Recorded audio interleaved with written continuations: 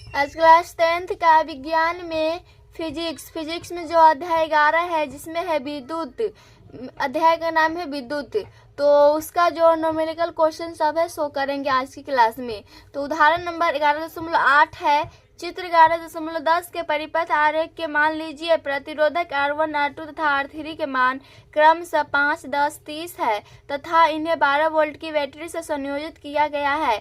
ए में है प्रत्येक प्रतिरोधक से प्रवाहित विद्युत धारा, बी में परिपथ में प्रवाहित कुल विद्युत धारा तथा सी में है परिपथ का कुल प्रतिरोध प्रकलित कीजिए। तो ए में पूछा है प्रवाहित विद्युत धारा बताना है, मतलब आई निकालना है। बी में है परिपथ में प्रवाहित कुल विद्युत धारा निकालना है। सी में है परिपथ का कुल प्रतिरोध बताना है, कुल प्रतिरोध मतलब RS।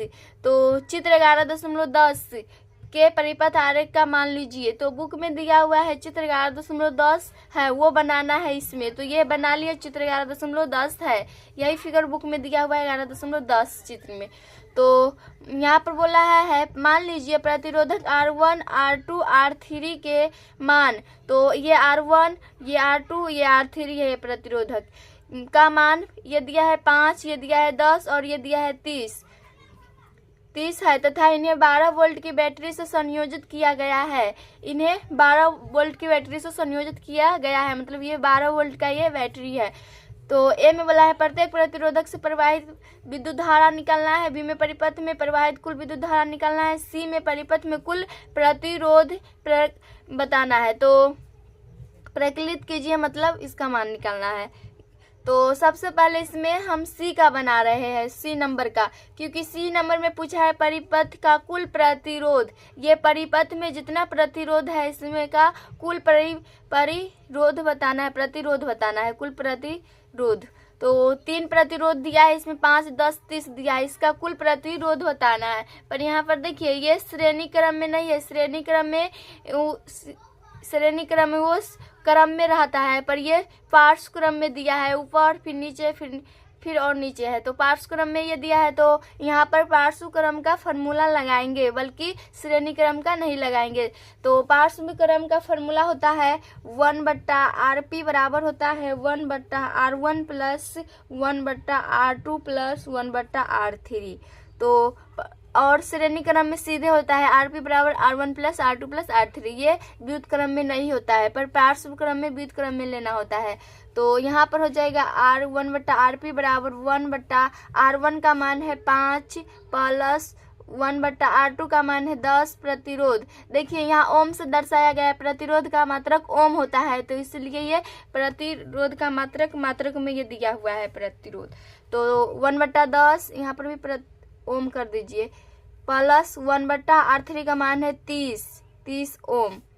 तो 1/RP बराबर हो जाएगा, ये सब का एलसीएम कीजिएगा तो आ जाएगा 30। तो 5 छक 30, तो यहाँ पर 6 हो जाएगा, 10 से 30 तो 3 हो जाएगा, 10 से कम 10 तो 1 आ जाएगा। 1/RP बराबर आ जाएगा यहाँ से 6 3 9 1 10, 10/3। तो यहाँ से आ जाएगा 1/RP बराबर आ जाएगा 10 33, 1/3। तो RP का मान यहाँ से आ जाएगा 3 प्रतिरोध, मतलब प्रतिरोध का मात्रक ओम। तो ये 3 ओम आ गया। तो सी नंबर में बोला था कुल प्रतिरोध प्रकलित कीजिए, तो यही कुल प्रतिरोध हो जाएगा सी नंबर का, यही इसका आंसर हो जाएगा। अब बी का बना रहे हैं। तो बी में पूछा है परिपथ में प्रवाहित कुल विद्युत धारा। ये परिपथ में प्रवाहित कुल विद्युत धारा बताना है, परिपथ में ये जो धारा है वो बताना है। इसी को परिपथ बोलते हैं, जो ये सर्किट है ये धारा भरा, इसी को परिपथ बोलते हैं। तो इसमें धारा कितना भरा है सो बताना है। तो यहाँ पर लिखेंगे कुल धारा I बराबर, क्योंकि बोला है कुल विद्युत धारा, तो कुल धारा बराबर हो जाएगा I बराबर हो जाएगा V/R। क्योंकि यहाँ पर लिख देंगे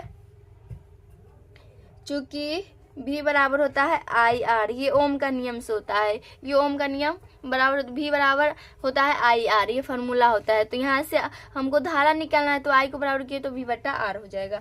तो आई बराबर आ जाएगा भी, वो विभवांतर यहाँ पर है 12 वोल्ट, तो 12 हो जाएगा बट्टा, और प्रतिरोध जो कि अभी जस्ट निकाले है 3 प्रतिरोध है, तो यहाँ पर हो जाएगा 3। आई बराबर हो जाएगा 3 चौका 12 4, और ये धारा का मात्रक होता है एम्पियर, तो एम्पियर में लिख देंगे।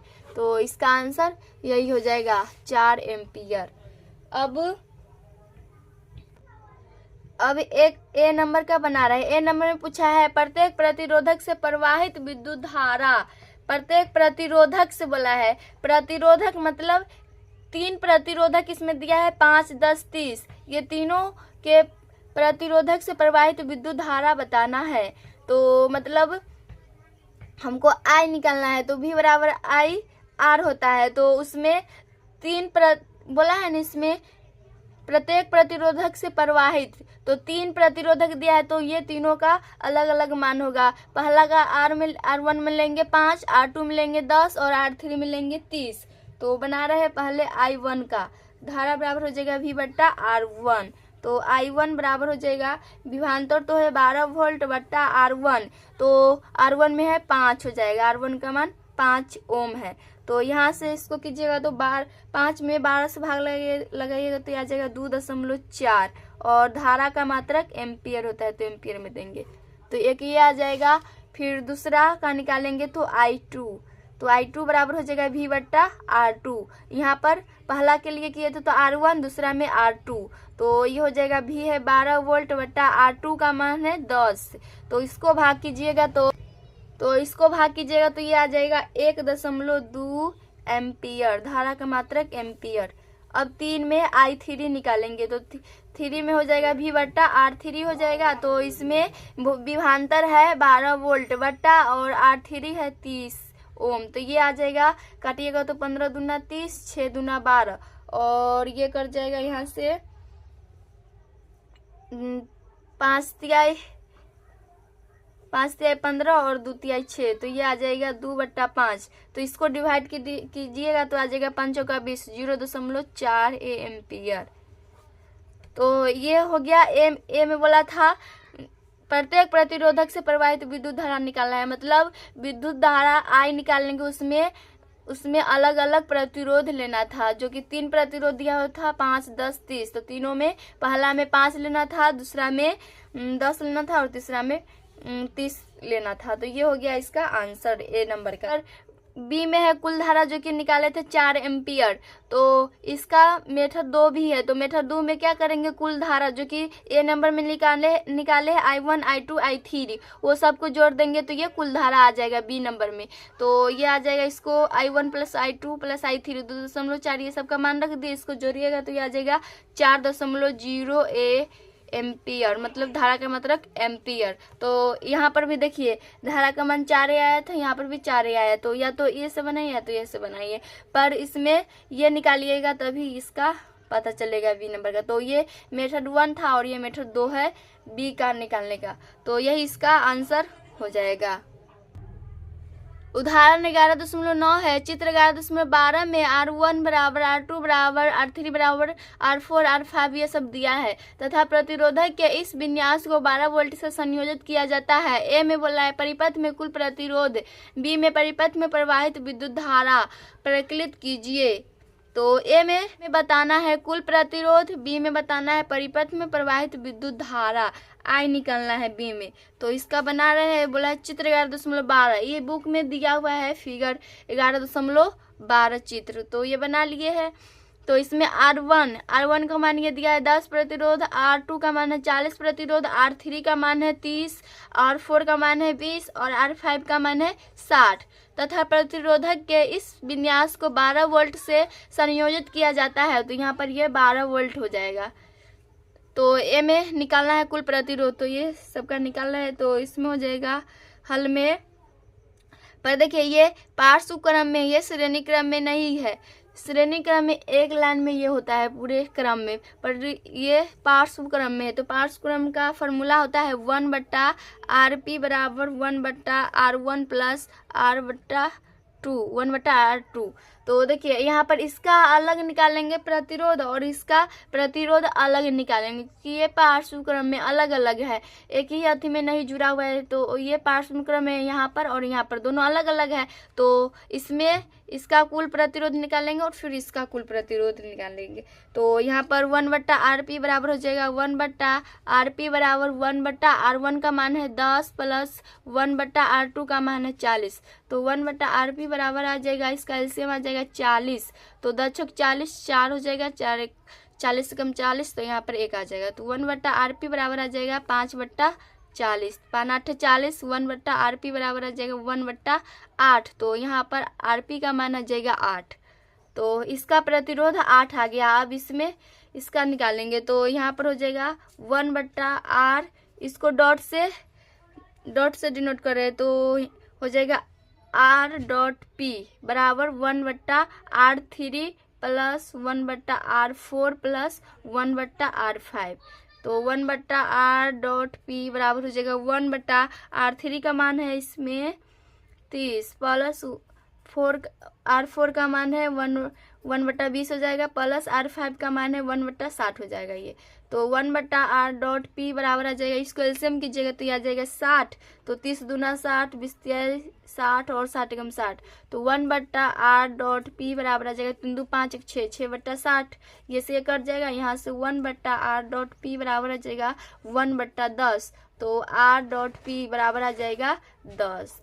तो इसका प्रतिरोध और इसका प्रतिरोध दोनों का निकाल लिए, तो इससे ए नंबर का निकल जाएगा, क्योंकि ए नंबर में बोला है परिपथ में कुल प्रतिरोध, मतलब ये परिपथ है, ये सर्किट बना हुआ है, इसी को परिपथ बोलते हैं। तो ये परिपथ में कितना प्रतिरोध है सो बताना है, कुल प्रतिरोध। तो इसका प्रतिरोध और इसका प्रतिरोध अलग अलग निकालिए। अब इसका प्रतिरोध और इसका प्रतिरोध दोनों को जोड़ देंगे तो परिपथ में कुल प्रतिरोध पता चल जाएगा। तो ए नंबर का बना रहा है, तो यहाँ पर लिखेंगे कुल प्रतिरोध बराबर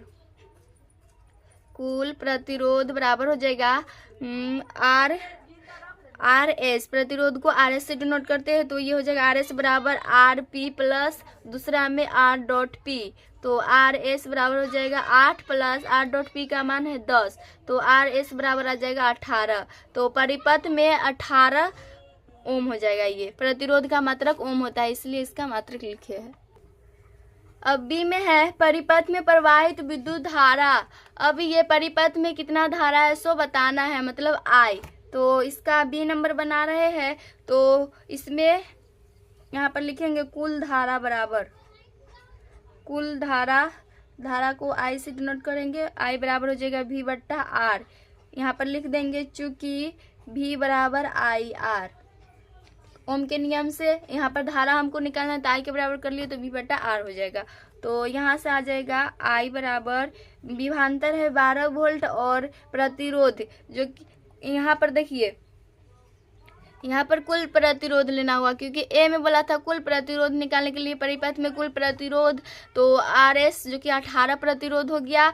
बी में पूछा है परिपथ में प्रवाहित विद्युत धारा, तो उसमें प्रतिरोध लेंगे। इसमें बी में पूछा है परिपथ में, तो परिपथ में कुल प्रतिरोध था 18 प्रतिरोध, तो इसमें परिपथ में प्रवाहित विद्युत धारा पूछा है I, तो R का मान 18 प्रतिरोध 18 ओम लेंगे, तो यहाँ पर हो जाएगा 18 ओम। तो I बराबर आ जाएगा, यहाँ से ये कट जाएगा तो 2 वोल्ट बटा आ जाएगा 3 छतरी 18, 3 छक 18 और 2 छक 12, ये हो जाएगा। तो 2 में 3 से भाग दीजिएगा यहाँ से, तो आ जाएगा I बराबर आ जाएगा 0.6। देखिए इसको भाग दीजिएगा तो ये आएगा 0.666, तो इसको लगभग में 7 ले लेंगे तो हो जाएगा 0.667, और धारा का मात्रक एम्पियर होता है, तो ये एम्पियर हो जाएगा। तो यही इसका आंसर हो जाएगा।